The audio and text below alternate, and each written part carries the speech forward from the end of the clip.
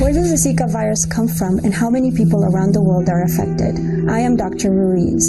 The Zika virus is an emerging mosquito-borne virus, and the World Health Organization has declared the Zika epidemic a global emergency.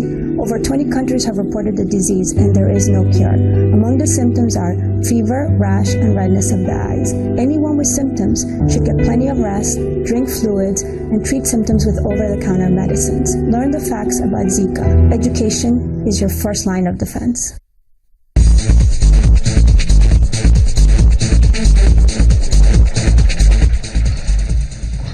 Welcome back to Africa 54. I'm Cynthia Are. Now, Olajumoke Orishaguno, the bread seller who shot into limelight by photo-bombing a session by celebrity photographer T.Y. Bello for British rapper Tiny Temper, is this one that we're focusing on today. And joining me in studio is our Channels TV correspondent, Abidemi Dairo. Abidemi, thank you so much for joining us on Africa 54. It was good to be here. Yeah, how often do we see cases like what happened with Olajumoke? This has to be right from the top shelf of once in a blue moon. We don't get to see things like this at all. It's an awesome story. It appears to be something that comes right from a Nollywood film, a Nollywood script. But that takes me back to Oluchi, Face of Africa. I mean, I think she had a similar discovery, but I don't recall seeing this much hype. If you ask me, I think the only similarity she has with Oluchi is the fact that they both sold bread at some point in their life. But Oluchi was a little prepared for being a supermodel. She had wanted to be a supermodel all her life. But for Olajumoke, it's something she had never thought of happening. It was something she had never thought would ever happen to her. It's an awesome story. I don't think it's really an awesome one. But then some critics are saying that this is just an opportunity that some of the goodwill companies are seizing in order to push their brands. What are your thoughts about that? Well, I've spoken to her, and I've spoken to a couple of people who have walked around with her, and they seem to believe she's a natural. They think she's good at it, although she may not understand how it's done professionally at the moment. But it appears that they have a rare gem in their hands, and they're looking to work with it. So what kind of, tell us more about the benefits that Olajumoke is receiving right now. It's a good opportunity for her. She's no longer going to be the same person. It's an opportunity that's going to turn her whole life, an entire life around. She's not educated. She doesn't speak a word of English, and now she's going to apply in a society or in a class where she needs to speak English. She needs.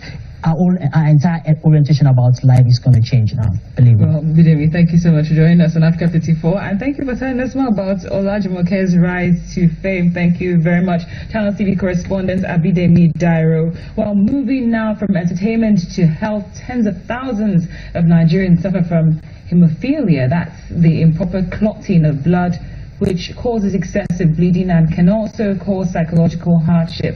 Channel TV reporter Mary Alale Yusuf has that story for us. When there's a wound due to trauma, in a matter of minutes, a clot to stop the bleeding begins to form. Not so with those suffering from hemophilia, which is a group of hereditary genetic disorders that impairs the body's ability to form a clot. It affects about 1 in 10,000 people in the population. Most hemophiliacs are men because it is an X-linked blood disorder where there's a 25% possibility of carrier mothers passing the defective gene to their sons. Individual with the disorder lacks what we call a factor that is important in blood clotting. This factor is in 80% of cases what we call factor 8. This male child with hemophilia will probably have the first bleed during circumcision. When it refuses to stop. When they refuse to stop bleeding. Unfortunately, there is very little awareness about the condition. They get a lot of pain, a lot of swelling, limited joint movement. They get to miss a lot of school. They get to miss work. And we've seen instances of school teachers beating a child with hemophilia, and then they are bleeding into the head, or they are bleeding massively into their buttocks. Currently, treatment is with factor 8 or 9 extracted from blood. Some hemophiliacs bleed spontaneously without any physical impact. and need more factor replacement than others. Bennett Opuda is an example. I can have like between 2,000 units to 8,000 units. So if you say $1 to 1 unit, 2,000 is $2,000. So if I can take up to 8,000 units, so that's $8,000 under 24 hours. Sometimes sufferers experience a premonition. How we know is by urine. A day you can pass urine like 4 or 5 times or more than that. Mrs. Patricia Uchegbu says her daughter Oluchi's last bleed started after a fall in the kitchen. Oluchi's is the only known case of a female with hemophilia in Nigeria. My mom does not want a school that will be upstairs because stress and all that makes it get worse. How long does it take to treat it? 3 to 4 days, the patient can return back to normal if it's not a very major bleed. Hemophiliacs need physiotherapy in order to function well after joint swellings have subsided. And Rotimi Karim, the only certified physiotherapist for hemophiliacs in southwest Nigeria, cares for them at Luth. Because of these bleeding disorders, most of them are crippled. They will not be able to attend schools for years. They will be at home. What is the future of hemophilia treatment? The science world is thinking about gene therapy. Okay, we are looking at what's causing this hemophilia, the genetic defect. Is it possible to correct that genetic defect? With the formation of the Hemophilia Foundation of Nigeria, the bleeding disorder is now attracting more attention. But experts say more must be done to make factor 8 and 9 more readily available and accessible in the country. Mary Alale Yusuf, Channels Television News. Well, now that we've been to the doctor, time to see the banker. Interest rates on business loans in Kenya can go as high as 26%.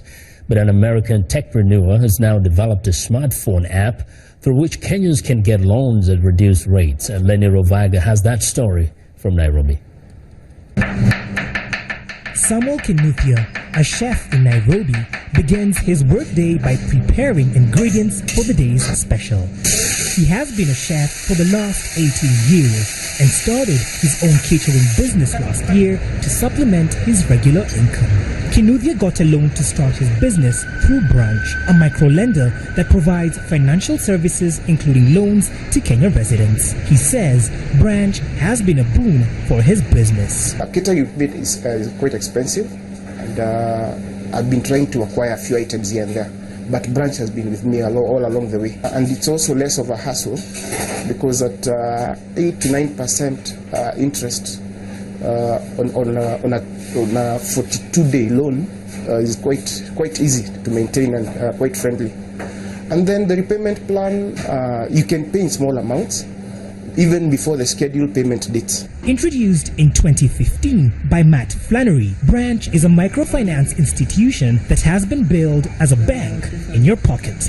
The app can be accessed on Google Play Store and on Facebook. For a 6-month repayment period, clients can apply for loans from as little as $10 to a maximum of $500, and the interest rates are as low as 5% in a country where banks charge as much as 26%. There are 3 other major companies targeting the microloan market: M-Shwari, M-Co-op Cash, and KCB M-Pesa, all of them linked to large commercial banks. We don't necessarily see ourselves as directly competing with them. We don't think this is a winner-takes-all market. We're very excited to be working alongside them, and I think we're all working towards the same kind of goal here. And for Samuel Kinuthia, that goal is using advancements in technology to make it easier to expand his business. Lenny Ruvaga for VOA News, Nairobi, Kenya. It's time now for a short break, but still to come on Africa 54. He was a running star on the racetrack before World War II, but he returned to an America that was still boiling with racial troubles. We'll have his story next with Sunny Young and the sunny side of sports.